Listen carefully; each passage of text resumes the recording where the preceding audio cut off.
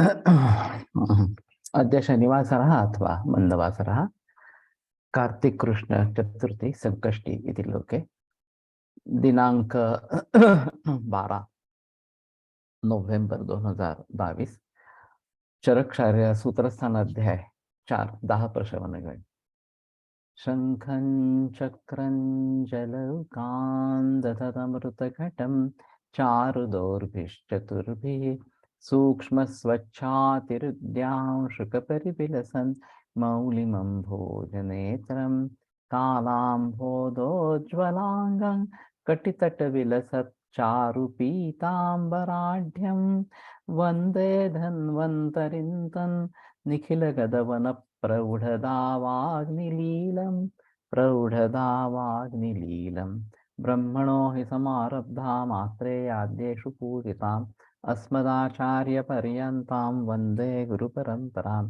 आयुर्वेदरतं वन्दे माधवाख्यं महागुरुम् आयुर्वेदामृतं सर्वं शिष्येभ्यो यः प्रदत्तवान् द्रष्टाज्ञानी दृष्टकर्मा कृतकर्मा तथैव च अध्यापको विषक्श्रेष्ठो महान् संशोधकस्तथा गुणैरेतैः समुदितैः यत्कार्यं प्रतनोति सः समृद्ध्यर्थं हि कार्यस्य वयं नु प्रयतामहे सरस्वत्यै नमो यस्याः प्रसादात् पुण्यकर्मभिः बुद्धिदर्पणसङ्क्रान्तं जगदध्यक्षमीक्षते आत्रेयं प्रथमं वन्दे आयुर्वेदजगद्गुरुम् आयुर्वेदामृतं सर्वं गृहीत्वा हि सुरेश्वरात् अग्निवेशादिकेभ्यो यत् प्रयच्छत् मुनिसत्तमः प्रथमं तन्त्रकर्तारम् अग्निवेशं नमाम्यहम्।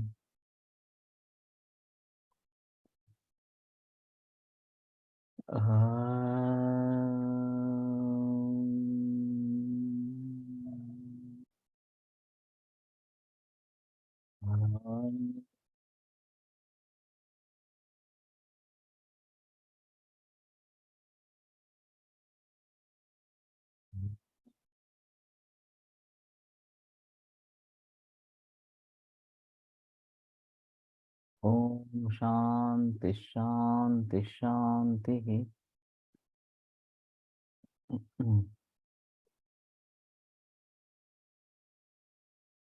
लागा चंदन काश्मर्य फल मधुक शर्करा नीलोत्पल उशीर सारिवा गुडुचीरी वेराणी इति दशयमानि दाह प्रशमनानि भवन्ति। तो दाह प्रशमन गण का मैंने अभी तक ज्यादा सोचा नहीं था।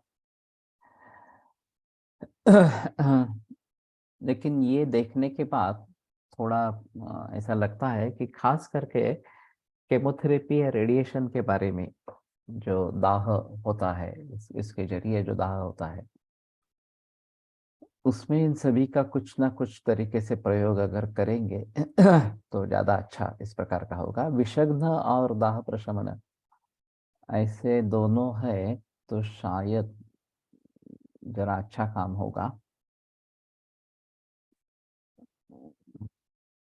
और बाह्य अभ्यंतर इस प्रकार से भी सोच सकते हैं। तो चंदन का तो बाह्य उपयोग हो ही सकता है, उसमें कोई संदेह की बात नहीं। चंदन भीतर भी इस प्रकार से दे सकते हैं। लाजा भी इस प्रकार से पानी में डाल के कर सकते हैं। काश्मीरी फल शर्करा, इसमें मधुक है, मधुक नहीं है।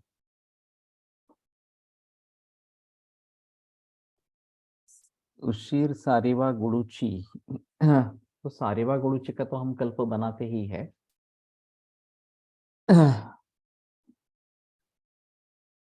और अभी यष्टि मधु और काश्मीरी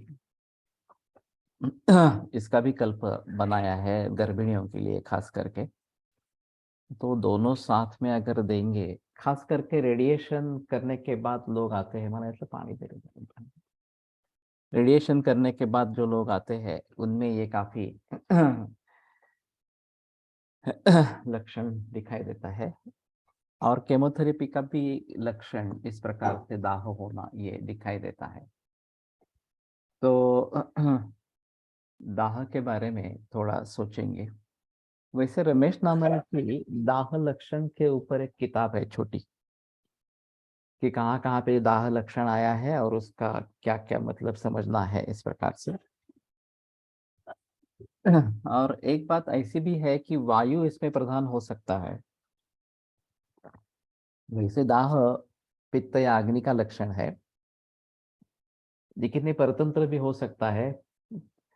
पादः कुरुते दाहम पित्ता सुख सहितो नीलहा, तो इसमें वात का कर्तृत्व है और पित्त रक्त उसके साथ में है इस प्रकार से।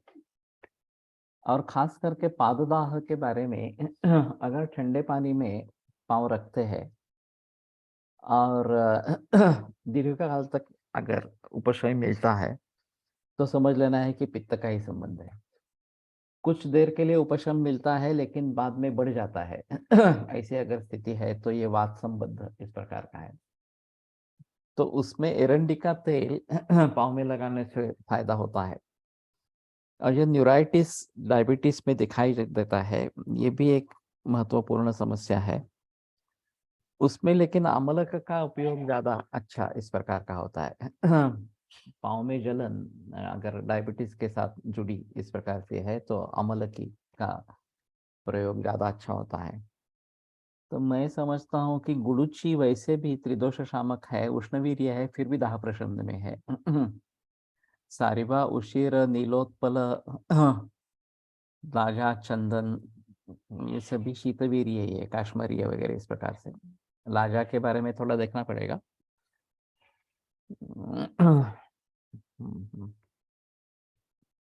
तो मुझे लगता है कि इन सभी का निज कारणों से दाह और बाहरी कारणों से दाह क्या दोनों में इस गण के का काम सेम इफेक्ट मिलेगा, मिलना तो चाहिए। ये जो पाददाह वगैरह लक्षण है निज कारणों से उत्पन्न इस प्रकार से है, और ये केमोथेरेपी रेडिएशन के जरिए होने वाला दाह ये थोड़ा अलग इस प्रकार का, इसमें विष का भी परिणाम है। तो विषग्न भी द्रव्य होना जरूरी इस प्रकार का रहेगा। और फिर इनको प्रैक्टिस में लाने की कोशिश करेंगे। वैसे हम सारिवा गुरुची और सुवर्ण इस प्रकार का कल्प बनाते ही है, तो वो देते भी है, सभी लोगों को देते हैं। तो एक दाह प्रशमन के हिसाब से उसको देखना चाहिए कि अच्छा रहेगा। तगर अगरु धान्य क शृंगवेर भूतिक वचा कंटकारी अग्निमंथ शोनाक पिप्पल्या इति दशैवानि शीत प्रशमनानि भवन्ति। तो उसके खिलाफ ये शीत प्रशमन गण है। तो शैत्य बहुत अगर ज्यादा होता है तो उसके हिसाब से ये देना उचित इस प्रकार का रहेगा। वैसी कंडीशंस शीतपूर्वक ज्वर में ये कर्पूर द्राक्षा धनिया बधाना गण है। ये क्या है? बी दाह धाह,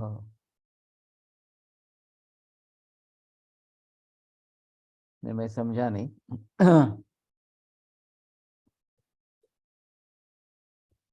भी है, अच्छा। दाह गण है, दाह प्रशमन है इस प्रकार से। वैसे शीत गुण वाले अनेक द्रव्य मिलेंगे।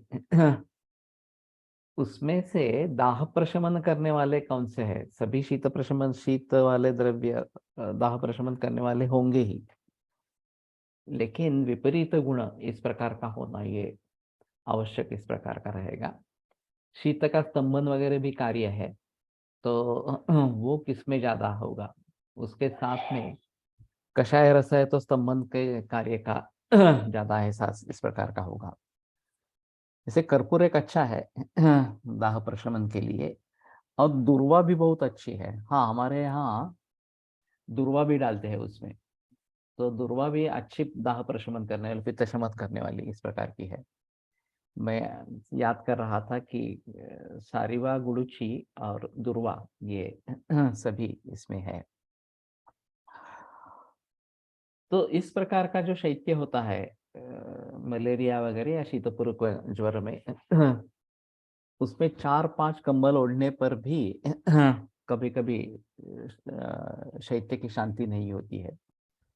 महासुदर्शन चूर्ण इसमें अच्छा काम करता है।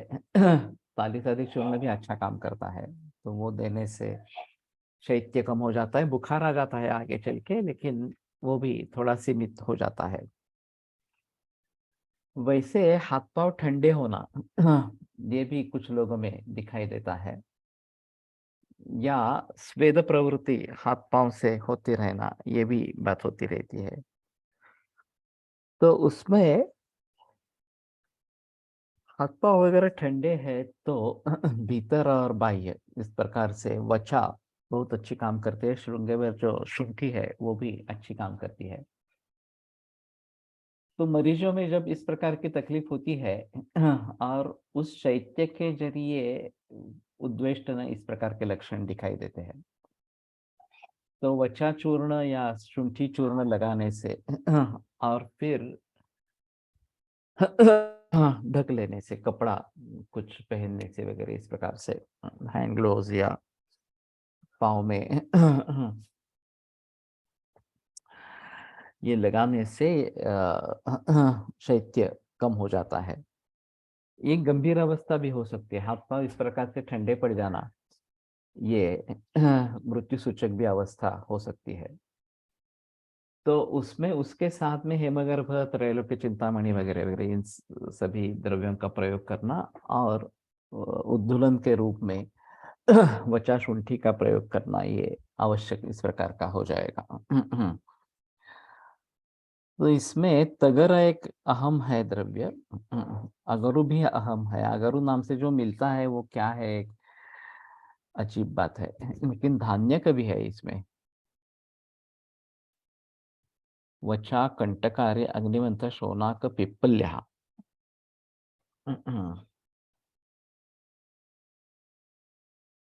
और कंडीशन ढूंढने पड़ेंगे कि जहां शैत्य की प्रचिति इस प्रकार की होती है, और उसके लिए बाह्य अभ्यंतर प्रयोग के लिए ये शीत प्रशमन द्रव्यों का प्रयोग करेंगे।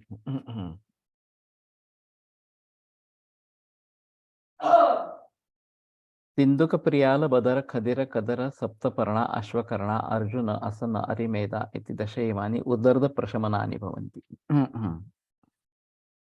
ये उदर्द प्रशमन गण किस प्रकार से आ गया, ये एक अलग बात इस प्रकार की है।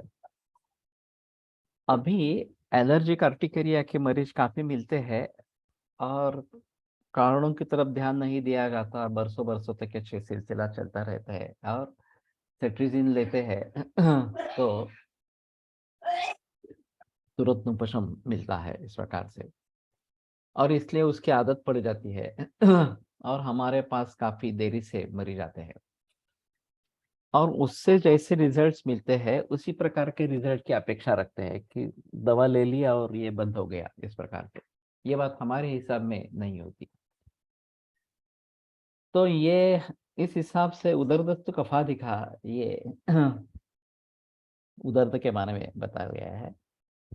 तो कफ प्राधान्य अगर है तो इसका प्रयोग जरूर कर सकते हैं, इस गण का प्रयोग कर सकते हैं। यहाँ उदर्द व्याधि का लक्षण क्या अभिप्रेत होगा, ये धब्बे उठना, शीतपित्त उदर्द कोठ, ये 3 है इस प्रकार से।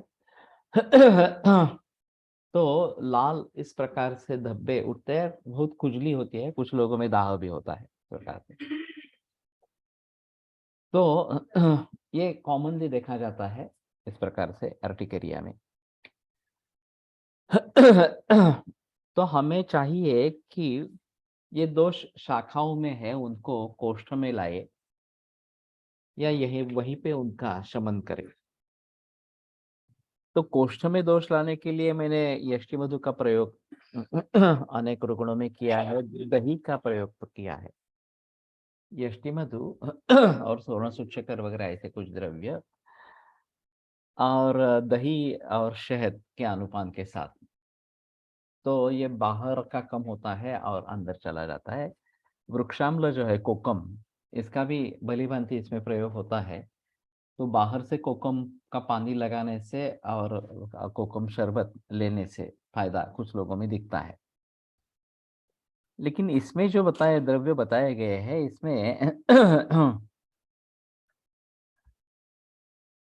शायद हम अर्जुन का मैंने कुछ मरीजों में प्रयोग किया है। खदीरा क्लिनिक में होता है। तो खदीर का प्रयोग या अर्जुन का प्रयोग सप्तपर्णा अकेली है, मुझे मालूम नहीं, याद नहीं है अभी क्लिनिक में। सप्तपर्णादि योग है। विंटर में सोल शीत में वचा सारिवा काम करेगा क्या? वचा तो करेगा, सारिवा का संबंध मालूम नहीं है यहाँ पे इसके इस प्रकार से। तो पाँव ठंडे है तो सॉक्स पहनने हैं। और अभी की जो फर्श है वो काफी ठंडी पड़ी रहती है। पुराने जमाने में गोबर का जब प्रयोग होता था तो वो सर्दियों में वो गर्म रहती थी और गर्मी के समय में ठंडी रहती थी। तो वो बेटर चॉइस था। अभी जो ये टाइल्स लगाते हैं हम, दिखते तो अच्छे हैं लेकिन गर्मियों में गर्म और सर्दियों में ज्यादा ठंडे इस प्रकार के हो जाते हैं। तो घर में भी अभी चप्पल पहनना आवश्यक हो जाता है या फिर कम से कम सॉक्स को पहनना अवश्य हो जाता है। तो उस हिसाब से भी अगर चूर्ण बचा चूर्ण लगा के सॉक्स पहनेंगे तो शायद बात बनेगी इस प्रकार से। विदेशों में एयर कंडीशनिंग रहता है और टेम्परेचर उसी प्रकार से रखते हैं कि ज़्यादा ठंड महसूस न हो। 35, 36, 37 इस प्रकार का टेम्परेचर ज़्यादा से ज़्यादा रखा जाता है सेल्सियस में इस प्रकार से। और नहीं तो 90 तक रखते हैं फ़ारेनहीट में, इस प्रकार 80-90 तक रखते हैं। लेकिन जहाँ वातानुकूलन नहीं है, भारत में इस प्रकार का वातानुकूलन का प्रचलन ज़्यादा नहीं है। तो फिर वहाँ पे हमें इसके बारे में सोचना पड़ेगा कि गर्मी कैसे बनाएं। और गर्भगृह, ये एक बात बताई गई है कि भूमि के अंदर अगर भूमि गृह इस प्रकार का है तो वहाँ गर्मी रहती है। कनाडा में इस प्रकार की परिस्थिति है कि भूमि के अंदर घर इस प्रकार के है तो नेचुरल थोड़ी हीट मिलती है इस प्रकार से। तो इन बातों को ध्यान में रखते हुए कैसे काम निपटा ले, ये थोड़ा देखना पड़ेगा। इन द्रव्यों का जो शीत प्रशमन है उनका प्रयोग करना पड़ेगा। तो मैं उदर्द प्रशमन के लिए थोड़ा सोच रहा हूँ कि खदीर और अर्जुन तो है, वैसे आसन वगैरह भी रख सकते हैं। और प्रियाल, ये भी इसके बारे में भी सोच सकते हैं लेने के लिए। तो वो तो बताएंगे लोगों को खाने के लिए, चारोड़ी जो बोलते हैं। तो ये उदर्द प्रशमन है।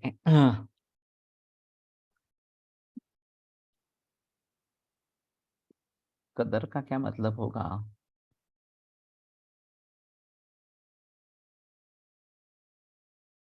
भूति को यवान का कदरो विट खदिरा। अरे में रहा खदिर वेदा, तो खदिर के ही सभी है। फुकांदी। ठीक है, उदर्द के हिसाब से। और एक बार उदर्द में राहत मिलती है तो शायद सभी प्रकार के एलर्जिक कंडीशंस में इसके बारे में सोच सकते हैं। एलर्जिक राइनाइटिस या अस्थमा वगैरह वगैरह में भी इस प्रकार से जहाँ पे उदर्द प्रशमन गण बताया गया है वो उसमें भी सोच सकते हैं बनाने के लिए। मैंने एक दो मरीजों में ट्राई किया है इसका। कि एलर्जी किसकी है पता नहीं चल रहा, लेकिन एलर्जी है, ये सही है इस प्रकार से। तो उदर प्रशमन गण का प्रयोग किया है। उदरद आणि शीतपित्त असं सेपरेट निदान करून सेपरेट चिकित्सा दिलेली आहे का सर? ऐसा तो मुझे याद नहीं है अभी। उदरदस्त कफा दिखा ये तो बताया गया है, लेकिन शीतपित्त प्रभंजन रस ये काफी प्रचलन में है। और मैंने एक योग रत्नाकर से ही योग उठाया था, जिसको मैं शीतपित्त हर योग इस प्रकार के नाम से प्रयोग में लाता हूँ। लेकिन मेरे ख्याल में उदर्द ऐसा देख के ट्रीटमेंट दी गई है ऐसा नहीं है। उदर्द प्रशमन चरक में आया है। और वैसे देखा जाए तो योग रत्नाकर काफी बरसों के बाद, अनेक 100 बरसों के बाद योग रत्नाकर आया है। और उदर्द का संबंध चरक में लिखा है, लेकिन उसका अलग निदान चरक में नहीं आया है, जो योग रत्नाकर माधव निदान वगैरह में मिलता है हमें। तो ये भी एक अलग बात इस प्रकार की हो जाएगी। तो इस कुछ फॉर्म में ये चरक के समय में भी मौजूद था, शायद उतना ज्यादा नहीं था, और इसलिए रोगों में उनकी गणना नहीं की गई। लेकिन चिकित्सा बताई है, उदर प्रशमन गण बताया है, तो ये शायद अलग इस प्रकार की थोड़ी बात होगी। विदारिगंधा पृष्टिपर्णी बृहति कंटकारिका एरंड काकोली चंदन उशीर एला मधुकानी इति दशैमानी उदर्द अंगमर्द प्रशमनानि भवन्ति। तो ये भी थोड़ा अजीब इस प्रकार का है कि अंगमर्द प्रशमन इस प्रकार का अलग गण बताया गया है। ज्यादातर अंगमर्द ये लक्षण ज्वर में दिखाई देता है, और उसमें अंगमर्द बहुत ज्यादा है, तो इनमें से द्रव्यों का प्रयोग करना उचित इस प्रकार का रहेगा। और उसके अलावा अंगमर्द कब होता है ये थोड़ा देखना चाहिए। तो शायद श्रम ज्यादा हो जाए और पूरे बदन में वात का प्रकोप इस प्रकार का हो जाए, तो अंगमर्द इस प्रकार की वेदना दिखेगी, और फिर उसमें इन द्रव्यों का प्रयोग करना उचित इस प्रकार का रहेगा। लेकिन इसको अलग निकाला गया है, ये एक अलग बात इस प्रकार की रहेगी कि अंगमर्द प्रशमन गण अलग से बताया है। और इसमें से काफी मिलते हैं, विदारी होती है, कंटकारी होती है, एरंड होता है, चंदन उशीर एला मधुक, ये सभी क्लिनिक में मौजूद रहते हैं। मैंने ज्यादातर कंटकारी का ही प्रयोग किया है अंगमर्द के हिसाब से। लेकिन इसमें हम सभी में कौन कब किस स्थिति में कौन सा द्रव्य प्रयोग करना है, ये शायद सोच सकते हैं सभी गणों के बारे में। तो उसके जो अन्य गुण है उस द्रव्य के या अन्य कार्य है, उनको ध्यान में रखते हुए किस अवस्था में उस द्रव्य का प्रयोग ज्यादा अच्छा इस प्रकार का होगा, ये हम जरूर सोच सकते हैं, ऐसा मुझे लगता है। और गणों के हिसाब से एक द्रव्य किन किन गणों में आया है, ये अभी मुझे मेरे पास आ गया है, एक्सेल शीट जो है वो। तो एक अध्याय खत्म होने के बाद उसको एक बार देखेंगे, और फिर ये सभी कंडीशंस है तो ये द्रव्य का प्रयोग करना है, इस प्रकार से ज्यादा अच्छा रहेगा। लेकिन इसके द्रव्य गुणों को देख के, वैसे मैं बता रहा हूँ कि भाव प्रकाश को आगे कर देखेंगे, आगे चलेंगे, तो हर एक द्रव्य की अपनी अपनी खासियत है, प्रतिनियत शक्ति कानी भेषज द्रव्याणि भवन्ति। तो किस अवस्था में ये काम करेगा उसके बारे में जरूर सोच सकते हैं। ज्यांना डेली प्रवास करावा लागतो अशा पेशंट्स मध्ये अंगमर्द प्रशमन द्रव्य वापरता येईल का? अंगमर्द है तो जरूर कर सकते हैं। विदारी गंधा म्हणजे शालीपर्णिना, याद नहीं है अभी। तो शालिपर्णी है तो अंगमर्द प्रशमन में, क्योंकि विदारी, मैंने सिर्फ विदारी क्या सोचा। हम्म, ठीक है, विदारी गंधा अगर शालिपर्णी है तो शालिपर्णी का प्रयोग करना है इस प्रकार से। तो ये कुछ द्रव्य अलग है कि जो गांजीवीर के जरिए शालिपर्णी फोकस में आ गई, तो उसी प्रकार से फिर उसका प्रयोग अभी बढ़ने लगा, खास करके वातव्याधि में, रक्त दृष्टि में, या फिर रसायन चिकित्सा में, वायरल डिसीजेस में, वगैरह वगैरह इस प्रकार से। तो शायद एक एक द्रव्य को हम समझने की कोशिश करेंगे तो कहाँ कहाँ उसका प्रयोग हो सकता है ये जरूर जानेंगे। तो विदारी गंधा अगर शालिपर्णी आहे, यस, ओके, हा विदारी गंधा तो शालिपर्णी है। ठीक है, तो विदारी नहीं है, विदारी गंधा है, तो शालिपर्णी का प्रयोग यहाँ पे करना है। और बृहति कंटकारिका, एरंड, काकोली, चंदन, उशेर, एला, मधुकानी। तो अंगमर्दन प्रशमन के लिए इसके बारे में सोचेंगे। पिप्पली, पंच पिप्पली मूल, चव्य चित्रक, शृंगवेर, मरीच, अजमोदा, अजगंधा, अजाजी, गंडी, राणेति, दशैवानि शूल प्रशमनानि भवन्ति। तो ये तो षडूषण है। पहले जो है पिपली, पिपली मूल, चव्य चित्रक, नागर, ये पंचकोल है, और मरीच के साथ ये षडूषण इस प्रकार का हो जाता है। कटु रसात्मक, उष्णवीर्य इस प्रकार के द्रव्य है। तो शूल, शूलम नरते नीलात, वायु के बिना शूल नहीं। और जब शूल शब्द का प्रयोग होता है तो प्रायः उदर में शूल ऐसा माना जाता है। वैसे शूल काफी जगह हो सकता है, और ये संधिगत धातु में भी प्रसारण कुंचन प्रवृत्ति संवेदना इस प्रकार का है। और हंति संधिगत संधीन शूला टोपव करोति च। संधि में इस प्रकार का शूल और आटोप ये लक्षण बताया गया है। और प्रसारण कुंचन या प्रवृत्ति संवेदना, प्रसारण कुंचन करते हैं तो संवेदना इस प्रकार की प्रवृत्ति होती है। तो जब बैठे बैठे भी या लेटे हुए भी शूल होता है और सूजन रहती है, तो उसको शूल नाम से लेना ज्यादा अच्छा इस प्रकार। और जब मूवमेंट्स करते हैं तब शूल होता है तो वेदना नाम से लेना आवश्यक इस प्रकार का होगा। अब बात यह है, टुकड़ा देना, टुकड़ा है हमारा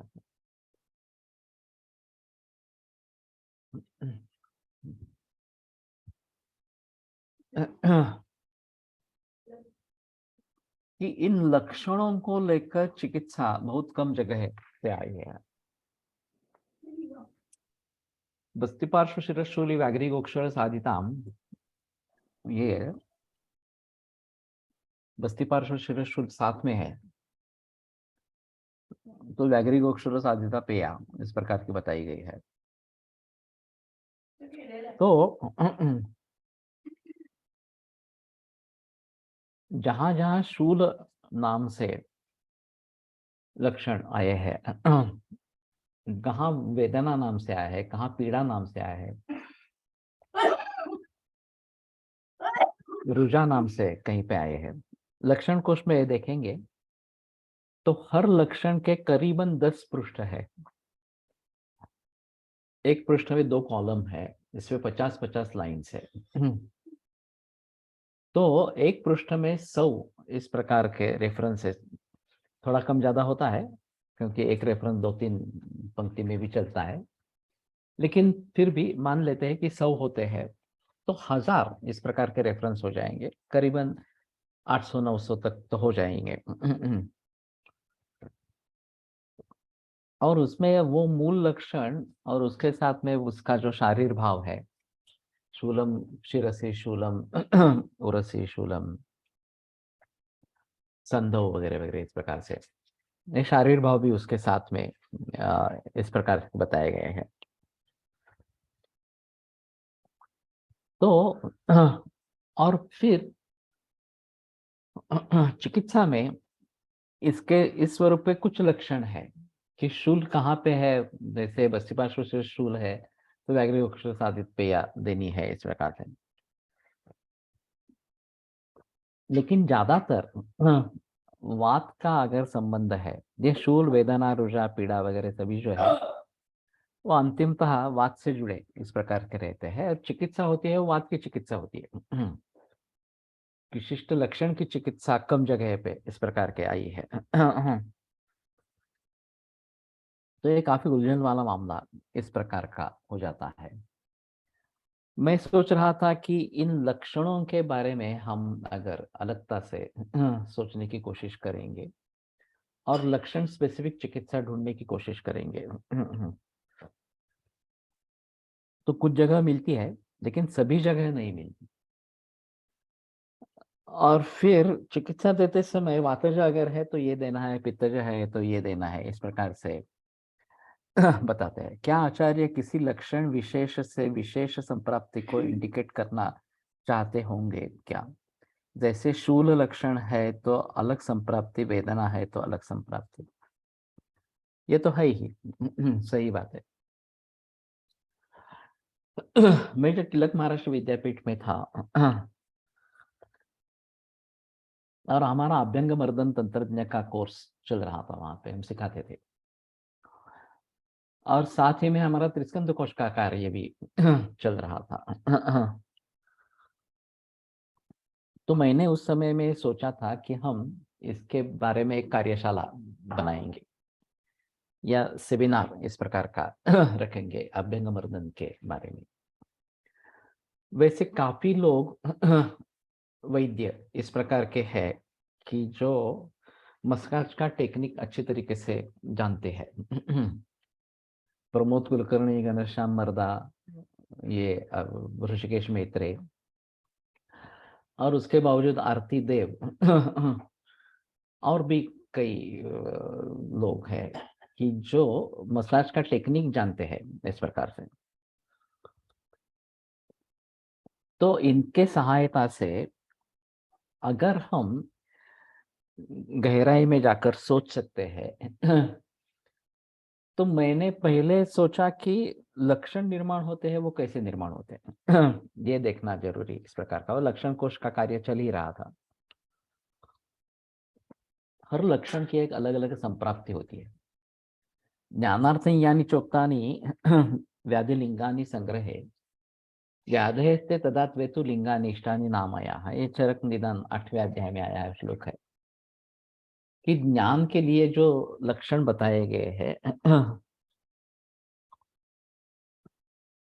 तो अगर वो उस व्याधि का बोध करते हैं तो वो लक्षण है, नहीं तो वो व्याधि है, रोग ही है इस प्रकार से। तो हर लक्षण की संप्राप्ति अगर हम भली भांति समझ पाएंगे तो उसको दुरुस्त कैसे करने का है ये मार्ग हमें पता चलेगा। और दूसरी बात उसमें है कि सिम्पटोमेटिक रिलीफ का तंत्र जो एलोपैथी में विकसित हुआ है और उसके जरिए पूरा समाज बह गया है, उस तरीके को अगर हम अच्छी तरीके से अपना सकते हैं, केवल उसके अनुभूति न होने देना या एलोपैथी में प्रचलन में है, वैसा नहीं। हमारे हिसाब में मूल रूप से शूल, वेदना वगैरह जो कम होनी चाहिए, और वो तभी कम होगी जब हम भली भांति उसके संप्राप्ति के बारे में सोचेंगे, भली भांति उसके कारणों के बारे में सोचेंगे और फिर उसके विपरीत चिकित्सा इस प्रकार से करेंगे, तो मूल रूप से शूल प्रशमन, वेदना प्रशमन इस प्रकार का हो जाएगा। अभी कैंसर के मरीज में शूल ये बहुत बड़ी समस्या है। और खतरनाक शूल होता है, इसमें कोई संदेह की बात नहीं है। तो इनमें राहत दिलाना ये एक आह्वान इस प्रकार का है। तो उसकी संप्राप्ति को अगर हम भली भांति समझ लेते हैं उस लक्षण की उस पर्टिकुलर मरीज में इस प्रकार से, और उसको रिवर्ट करने की कोशिश करते हैं, तो शूल प्रशमन होता है और मूल रूप से होता है। ये केवल एनाल्जेसिक जैसे एक्शन नहीं मिलती। तो अभी तो मैं कॉम्बिनेशन बनाता हूँ, हीरक भस्म, शुक्र शोधन गण की दवा, और फिर शूल के लिए उसके प्रकारानुरूप कोई दवा इस प्रकार से, और फिर अश्वगंधा वगैरह इस प्रकार के द्रव्यों का प्रयोग करना, या ये पिपली वगैरह जो है इसका कुछ प्रयोग करना। तो इसके जरिए ये अगर आप अच्छी तरीके से सोच पाते हैं और सही नतीजे पर पहुंचते हैं तो रिजल्ट्स मिलते हैं, नहीं तो रिजल्ट नहीं मिलते हैं, ये श्योर इस प्रकार का है। अभी ये भंगा की मेडिसिन अवेलेबल हो गई है, तो अगर राहत नहीं मिल रही है तो उनका प्रयोग करते हैं, वो अलग बात इस प्रकार की है, लेकिन वो वास्तव में इस प्रकार से प्रयोग में लाने की चीज नहीं है। जब कोई दूसरा चारा नहीं रहता तो उसका प्रयोग शायद कर सकेंगे। तो मैंने उस समय में ये सोचा था कि हम जो संगोष्ठी करेंगे उसमें एक लक्षण कैसे निर्माण होता है इसके बारे में सोचेंगे। संधिवात है, हम आम रूप से संधिवात कह रहे हैं, लेकिन संधि का ही संबंध है ऐसी भी बात नहीं होती। मांस सिरा ये भी दूष्य होते हैं, और फिर उनकी चिकित्सा करने से जोड़ों में जो दर्द है वो कम हो जाता। वहां पे अगर उष्ण स्पर्श है तो जलोकवचारण का फायदा ज्यादा दिखता है, और जलोकवचारण से तुरंत राहत मिलती है। जलोका का वमन करते हैं तो पता चलता है कि दर्द कितना दुष्ट है इस प्रकार से। और शीतोष्ण स्निग्ध रूक्षाद्य उपक्रांताश्चये गताः सम्यक् साध्यान सिद्ध्यन्ति तेष रक्त प्रकोपशाः तेषु श्रावयितुं रक्तम उद्रिक्तम व्यवधयेत् शिराम। ये जो बात बताई गई है कि शैत्य के कारण से हुआ है उष्ण चिकित्सा की, उष्ण से कारण हुआ है शीत चिकित्सा की और फायदा नहीं हुआ, या स्निग्ध से उत्पन्न इसलिए रूक्षण किया, रूक्ष से उत्पन्न इसलिए स्नेहन किया, फायदा नहीं हुआ, तो समझना है कि रक्त दृष्टि है। तो उसमें रत्नमोक्षण करना चाहिए। चाहे जलोका से करो, चाहे सिरावे से करो, वगैरह वगैरह इस प्रकार से। तो ये एक अहम मुद्दा है, शूल या वेदना, पीड़ा वगैरह वगैरह, ये रुझा, ये जो शब्द है, इन सभी के बारे में ये कैसे निर्माण होते हैं ये अगर हमें पता चले तो शायद हम उसको रिवर्ट करने की कोशिश करेंगे। इसमें आयुर्वेद के हिसाब से तो दो ही मुद्दे हैं, वात शूलम नरते नीलात, वात के बिना शूल नहीं है। वायु धातु क्षयात कोप मार्ग से आवरणे न वाह, वायु का प्रकोप दो प्रकार से, धातु क्षय या मार्गावरोधजन्य। अब इसका सही निदान हो पाना कि ये मार्गावरोध से है, ये धातु क्षय से है। जो मैंने एक बात वेस्टर्न की कही थी या बांधने की कही थी, सर दर्द हो रहा है, सर हमने कपड़े से बांध लिया और उससे राहत मिल गई, तो समझ लेना है कि धातु क्षय जन्य वात प्रकोप है।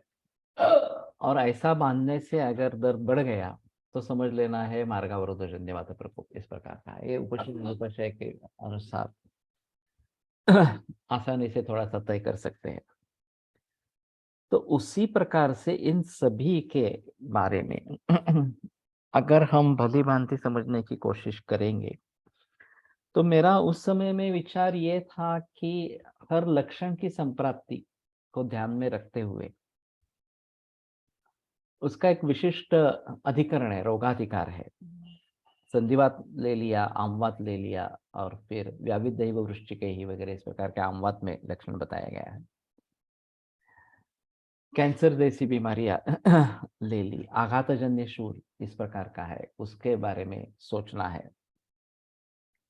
तो इन सभी के बारे में संप्राप्ति क्या होती है, प्रायो रक्तम प्रदूषयन, ये जो बात आघात के बारे में बताई गई है, सब व्यथा शोभ विवरणम सर्वजन कुरुते ज्वरम इस प्रकार की, तो आघात से रक्त दृष्टि होती है और रक्त साथ में होता है वायु के, ये एक अहम मुद्दा इस प्रकार का यहाँ पे सामने आता है।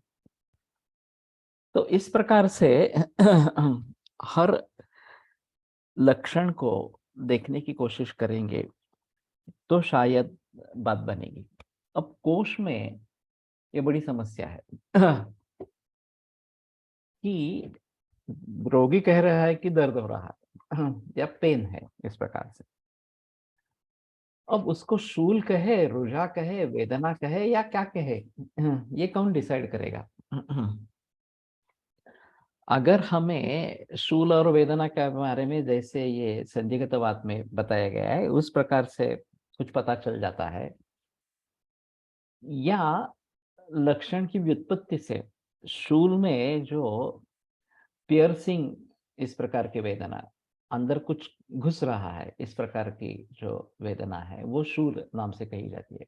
इस प्रकार से अगर लोग बताते हैं कि ऐसा कुछ मेरे भीतर घुस रहा है, इस प्रकार से शस्त्र, तो शायद हम शूल के बारे में इस प्रकार से सोच सोच सकते हैं। लेकिन वेदना को क्या कहेंगे, रुझा को क्या कहेंगे, वगैरह वगैरह, तो ये बड़ी दिक्कत वाली बात हो जाती है।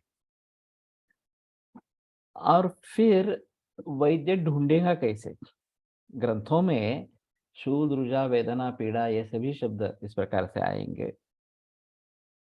तो शायद व्यक्ति किस प्रकार से ढूंढ रहा है और है कुछ अलग, इस प्रकार से ये भी बात हो सकती है। तो अभी हम सोच रहे हैं प्रातिपदिक कोश के एमडीएसएस का जो सॉफ्टवेयर बन रहा है, माधव डिसीजन सपोर्ट सिस्टम, इस प्रकार से, तो उसमें डायग्नोस्टिक ट्रीटमेंट सॉफ्टवेयर बनेंगे। तो अंग्रेजी शब्द को लेकर आगे बढ़ेंगे, क्योंकि ये पूरे विश्व भर में जाने वाला इस प्रकार का है। तो पेन ये शब्द उठा लिया। अब पेन से हमारे यहाँ काफी कुछ हो सकता है। वैसे एक ये भी एक हेडेक बोलते हैं, हेड पेन नहीं बोलते हैं।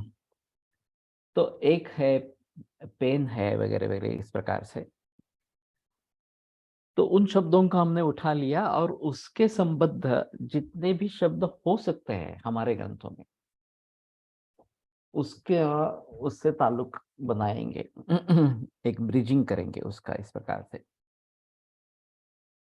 वो सॉफ्टवेयर जो ढूंढेगा वो तो शूल, रुझा, वेदना, पीड़ा पीड़ा वगैरह ही ढूंढेगा। वो पेन तो उसके है ही नहीं, इस प्रकार से, लेकिन उसको जोड़ देंगे उसको।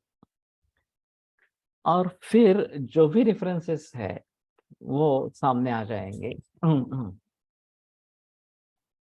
उसके लिए अगर स्पेसिफिक चिकित्सा है वो भी सामने आ जाएगी, और ये लक्षण जिन रोगों से जुड़े हैं वो भी रोग सामने आ जाएंगे। अब बात यह हो सकती है कि हम रोग को पहचान ले, और रोग का प्रकार पहचान ले, वातज, पित्तज वगैरह इस प्रकार का, और फिर उसके लिए आई जो ग्रंथों में चिकित्सा है वो करें। उसके लिए अगर स्पेसिफिक कोई लक्षण को लेकर चिकित्सा बताई गई है, बस्तीपार्श्व रसचुली जैसी, तो वो भी सामने आ जाएगी। तो स्पेसिफिक है, उसको लेकर आगे चलेंगे। लेकिन मूल लक्षण अंग्रेजी में ले लेंगे। अब ये ग्लॉसरी का काम जो है वो एक अलग काम, इसमें अलग तरह से करना पड़ता है। वैसे कोट्टकल में ये सिम्टम्स के ग्लॉसरी के बारे में काम हुआ है, पुस्तक पब्लिश हुआ है इस प्रकार से। तो उसकी सहायता कुछ हद तक लेंगे। सभी उसमें शब्द होंगे नहीं होंगे ये एक अलग बात है। आयुर्वेदीय शब्दकोश से भी सहायता ले लेंगे और उसका अंग्रेजीकरण करने की कोशिश करेंगे, ये भी एक अलग बात इस प्रकार के है। और फिर उसको अगर Shula is Vyadhi also denotes relationship with Mahasrotas. Shula Prashamana Daha Dashayamani indicated in Shula as Vyadhi. Vedana may have multiple symptoms, so the Daha even Kandu. Vedana Sthapana Dashayamani related more with Rakta Dhatu and regaining sensation or establishing Vedana or Samvedana. शूल व्याधि भी हो सकता है और शूल लक्षण भी हो सकता है, ये बात सही है। तो हमने औषध कोश में चिकित्सक के रूप में लक्षण या रोग दोनों ले लिए। चाहे ये लक्षण हो सकता है किसी व्याधि का, या फिर ये अलगता से विकार हो सकता है, रोग हो सकता है। और इसलिए व्याधेस्ते तदात्वे तो लिंगानिष्ठाना नाम, या तो व्याधया है ऐसे समझ के उसके बारे में सोचना है। और दूसरी भी एक बात हो सकती है कि एक शब्द दूसरे के जगह है पर्याय के रूप में भी आ सकता है। संदिग्धवाद को ही लेके अगर चरक सुश्रुत वाग्भट वगैरह से रेफरेंसेस कलेक्ट करते हैं, तो जिसको यहाँ उन्होंने वाग्भट ने वेदना कहा है उसको चरक सुश्रुत ने और कुछ कहा होगा, ये भी बात सही है। और इसलिए निश्चय पूर्वक ये यही है इस प्रकार के नहीं बता सकते। उसमें दिक्कतें इस प्रकार की आ जाती है। और फिर अच्छे तरीके से उसको समझने के लिए जितने भी उसके रेफरेंसेस है वो सभी सामने आ जाएंगे। वो कार्य आयुर्वेदिक शब्दकोश में अच्छा किया है। जो भी रेफरेंसेस थे उन्होंने सभी को इकट्ठा किया है, उसके बारे में बहस की है इस प्रकार से। और फिर लक्षण को क्या कहेंगे अंग्रेजी में, ये बड़ी समस्या है। सभी के लिए पेन शब्द हो गया तो उससे फायदा नहीं होगा इस प्रकार से। लेकिन पियर्सिंग पेन इस प्रकार से अगर बताएंगे तो शायद ये शुद्ध से मिलता जुलता लक्षण इस प्रकार का रहेगा। तो अभी इसके बारे में प्रयास चल रहे हैं कि हमारे ग्रंथों में से जो लक्षण है उनमें उनका अगर एलोपैथी में सिम्टोमेटोलॉजी में कुछ सिम्टम मिलता है क्या, नहीं मिलता है तो उसको किस प्रकार से हम बता सकते हैं। तिमितत्व वगैरह इस प्रकार आर्द्र आर्द्र चर्मावनद्धत्वम, ये तो अजीब लक्षण है इस प्रकार से कि गीला कपड़ा बांध लिया है, इस प्रकार का जो सेंसेशन है क्या ट्रांसलेट करेंगे उसको उसी प्रकार से हमें एक्सप्लेनेशन देना पड़ेगा कि रैपिंग विथ वेट क्लॉथ। अब इसमें शूल निदर्शक इस प्रकार का कोई लक्षण नहीं है। रैपिंग विथ वेट क्लॉथ, ये अगर हम शब्द ढूंढेंगे तो कहाँ शूल कहाँ पे होगा। इनका जो माधव पैकेज है विलासानंद सर ने जो किया था उसमें पहला लक्षण जो था अंशमता सह वेदना विवर्तते इस प्रकार का, तो उसमें वास्तव में लक्षण जो है वेदना है। वो अंशमान यानी कि सूर्य वो जैसे बढ़ता है उस प्रकार से वेदना बढ़ती रहती है, सूर्यावर्त का लक्षण इस प्रकार का है। लेकिन अल्फाबेटिकल इंडेक्स में ये अ में जाकर गिरेगा, इसीलिए वो पहला लक्षण आया था।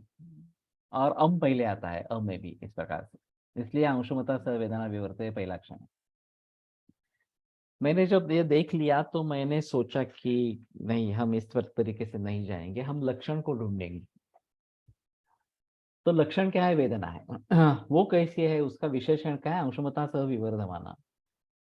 तो अंशुमता सह विवर्धमाना वेदना, ये सूर्यावर्त का लक्षण होगा। अंशुमता सह वेदना विवर्तते इस प्रकार से तो नहीं लिखेंगे इस प्रकार से। तो उस प्रकार से शूल वेदना रुजा इसको तो हमने समझ लिया, लेकिन रैपिंग विथ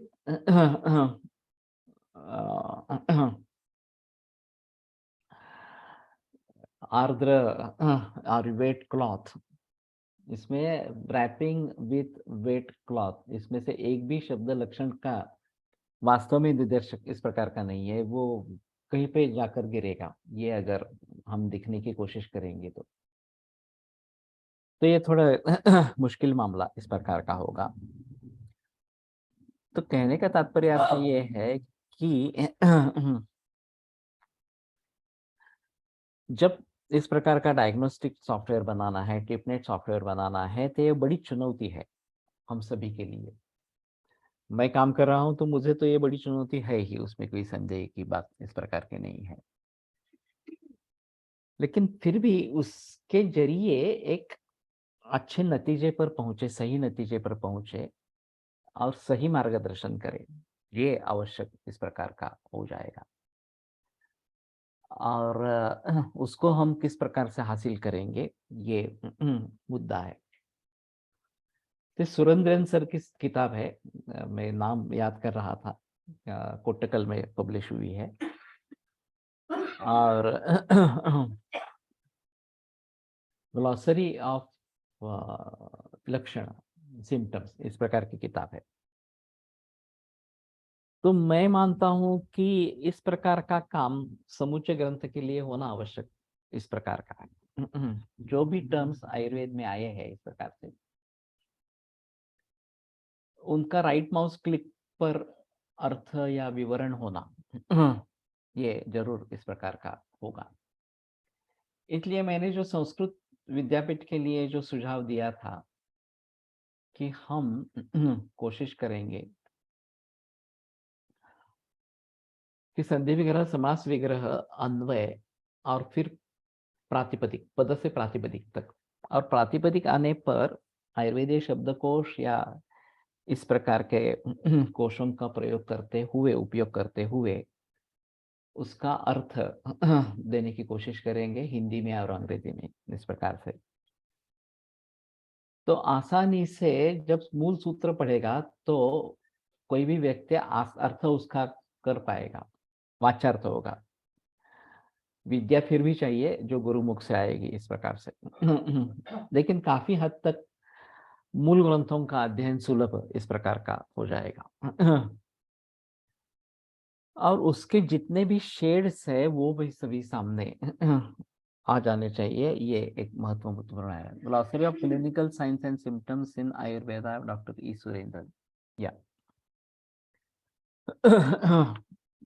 तो ये कुट्टकल की किताब है और एक अच्छा प्रयास है इस प्रकार से। तो हमें इसके बारे में जानकारी तो कम से कम होनी चाहिए कि ऐसा ऐसा कुछ पब्लिश भी हुआ है और जिसकी हम सहायता ले सकते हैं इस प्रकार के। Surendran sir had used Triskanda Kosha and purchased for personal use for the framework. ये तो मुझे पता नहीं था। कोश उन्होंने खरीदे थे इस प्रकार से, तो बढ़िया है। अगर उन्होंने त्रिस्कंद कोश की सहायता ली है तो शायद हमारे सभी टर्म्स उसमें मिल जाएंगे। अब इससे अलग जो सिम्टोमेटोलॉजी मॉडर्न मेडिसिन में डाली है, उन्होंने इन्वेस्टिगेशंस को ही सिम्टम बना लिया। occurrence of high sugar level in blood is diabetes. The occurrence of high sugar level is symptom. Blood pressure इतना इतना है, सिम्टम है इस प्रकार से, चाहे उसके साथ में लक्षण कुछ हो या ना हो। कोलेस्ट्रॉल बढ़ गया है, यही सिम्टम है, या फिर ये वायरस प्रेजेंट है, हेपेटाइटिस बी प्रेजेंट है, HIV प्रेजेंट है, वही सिम्टम है इस प्रकार से, और उसके लिए चिकित्सा देनी है, ऐसा उनका कहना है। तो कहने का तात्पर्य अर्थ ये है, अभी इसके बारे में भी सोचना पड़ेगा। It is available in Kottakkal. ये कोट्टकल का ही प्रकाशन है, आर्य वैद्यशाला का होगा शायद। तो मैंने गणेश से बात की थी, वो मुझे लाके देने वाला था। अभी शायद भूल गया है फिर से। तो गणेश है क्या अभी? वो उनका स्टूडेंट रहा है गणेश, और उसी के जरिए मुझे पता चला कि ये किताब इस प्रकार की पब्लिश हुई है।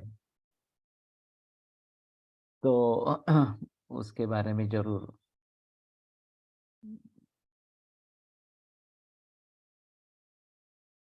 यस।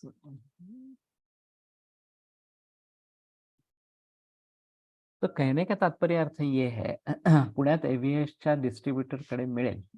ओके। तो कहने का तात्पर्य अर्थ ये है कि इस प्रकार के जो कार्य हुए हैं,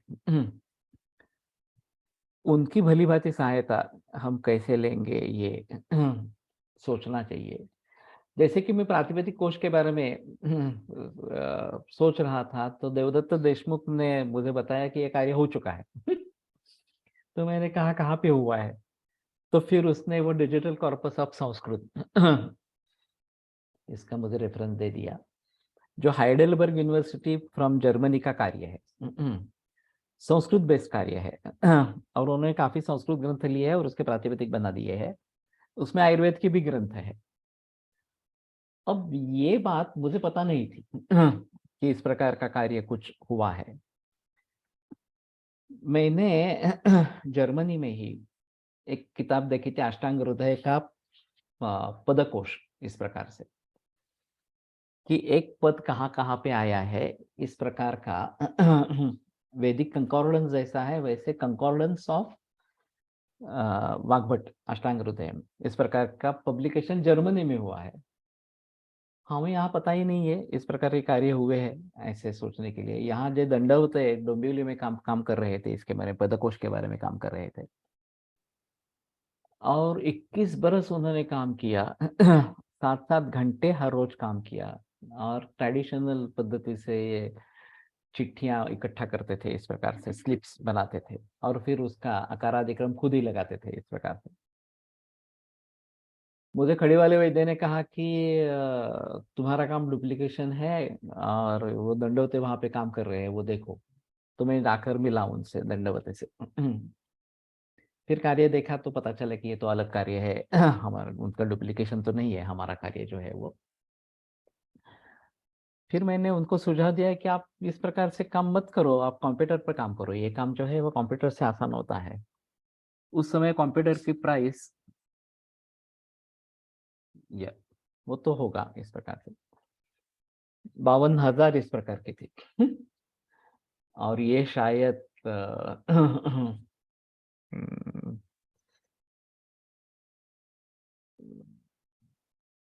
बिल्कुल नए नए थे कंप्यूटर्स, इस प्रकार से। मुझे अभी याद भी नहीं आ रहा। तो उन्होंने कहा काफी महंगा है। तो मैंने कहा आपने जितनी मेहनत की है वो तो कई गुना ज्यादा है। आपने खर्चा किया है उसका। तो फिर उन्होंने कहा कि मुझे दिखाओ। मैंने कहा ठीक है, आपका कौन सा कार्य चल रहा है? बोले शारंगर संहिता चल रही है, शुरू करनी है नहीं। मैंने कहा ठीक है, आपको कितने दिन लगेंगे पहला अध्याय पूरा करने के लिए? महीना लगेगा। ठीक है, मैं महीने के बाद हम फिर मिलते हैं, इस प्रकार से। मैंने 2 दिन में कंप्यूटर के सहायता से ये कार्य कर दिया, शारंगर का पद अलग कर दिए सभी, और उसकी सूची बना लिया और उसका संदर्भ दे दिया। उनका भी कार्य तैयार था।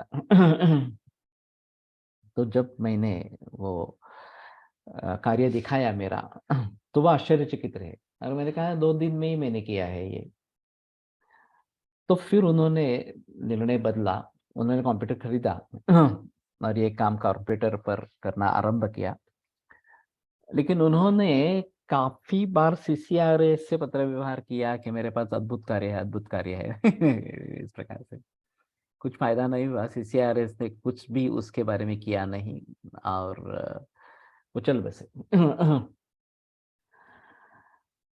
लेकिन ऐसा है कि केवल इस प्रकार के पदकोश से काम नहीं होता है, उसके आगे चलकर प्रातिपदिक पर पहुंचना है, जो मैं अभी कर रहा हूँ, और उसके आगे चलकर रिलेशनशिप एस्टेब्लिश करनी चाहिए, चाहे त्रिस्कंध कोश हो, चाहे द्रव्य गुण कर्म कोश हो।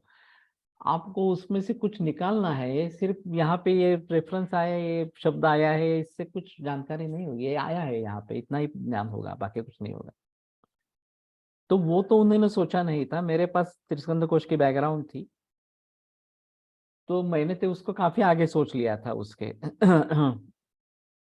तो कहने का तात्पर्य अर्थ ये है कि हमारा उद्दिष्ट क्या है, ये पक्का होना जरूरी इस प्रकार का रहेगा। और इस प्रकार के कार्य, मैं ये नहीं मानता कि उनका प्रयास व्यर्थ रहा, इस प्रकार से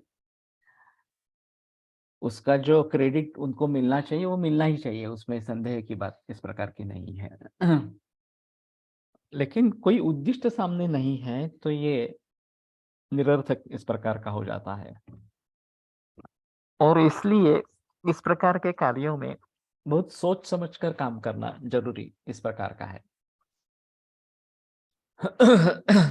तो हम तो अभी त्रिस्कंद कोश के बारे में भी बहुत प्रयास कर चुके हैं, और उसी के अनुभव के आधार पर प्रातिकृतिक कोश में भी बहुत प्रयास कर रहे हैं, उसमें संदेह की बात नहीं है।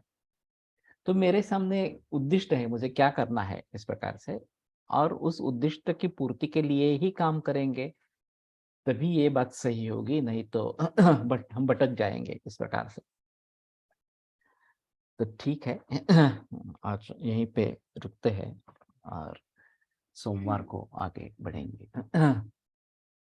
आयुर्वेद प्रकांड निगदित इह हि शल्यतंत्र प्रधानः शिष्येभ्यः शाश्वतोऽयं निखिल जन कृपा व्याप्त चित्तेन येन आयुर्वेदस्य वाञ्छन् पुनरपि भुवने ताञ्च सुष्ठु प्रतिष्ठां श्रेष्ठं धन्वन्तरिं तं प्रणमति च सदा वैद्यवर्गो हि नूनम् वैद्यवर्गो हि नूनम्।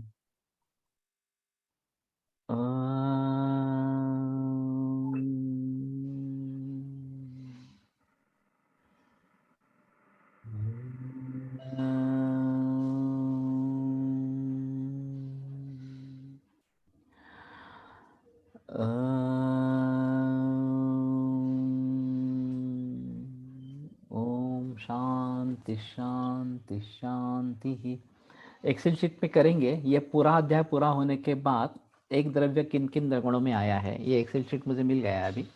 आतिश कांबळे ने काम किया है। तो उसको लेकर आगे बढ़ेंगे और जब भाव प्रकाश निघंटु शुरू होगा तो फिर से इसके बारे में थोड़ी बहस इस प्रकार की होगी। तो विरम्यते व्याख्यान व्यापारात् परश्वः पुनरपि मिलिष्यामः।